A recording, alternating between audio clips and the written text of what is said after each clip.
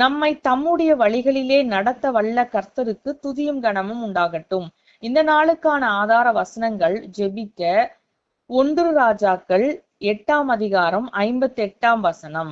நாம் அவருடைய வழிகளில் எல்லாம் நடக்கிறதற்கும் அவர் நம்முடைய பிதாக்களுக்கு கட்டளையிட்ட அவருடைய கற்பனைகளையும் அவருடைய கட்டளைகளையும் அவருடைய நியாயங்களையும் கைக்கொள்கிறதற்கும் நம்முடைய இருதயத்தை தம்மிடத்தில் சாய பண்ணுவாராக. துதிக்க 1 யோவான் 3ஆம் அதிகாரம் 22ஆம் வசனம்.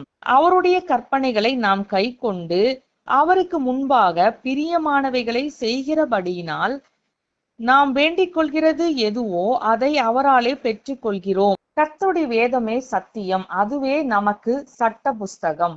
கர்த்தருடைய வசனத்தின்படிதான் நாம் கடைசி நாளில் நியாயம் தீர்க்கப்பட போகிறோம். ஆகவே அந்த வசனத்தின்படி வாழக்கூடிய கிருபையையும் பலனையும் கர்த்தர் நமக்கு தர வேண்டும் என்றும் கர்த்தருடைய வசனத்திற்கு நேராக நம்முடைய இருதயத்தை திருப்ப வேண்டும் என்றும் இந்த நாளில் கர்த்தருடைய பாதத்தில் காத்திருந்து ஜெபிக்கலாம்.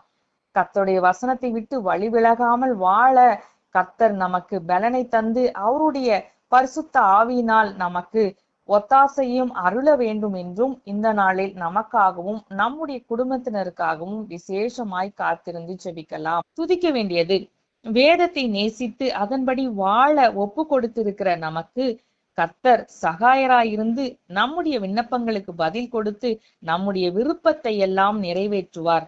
ஆகவே அந்த நல்ல தேவனை நாம் மனதார நன்றியோடு ஸ்தோத்திரிக்கலாம்.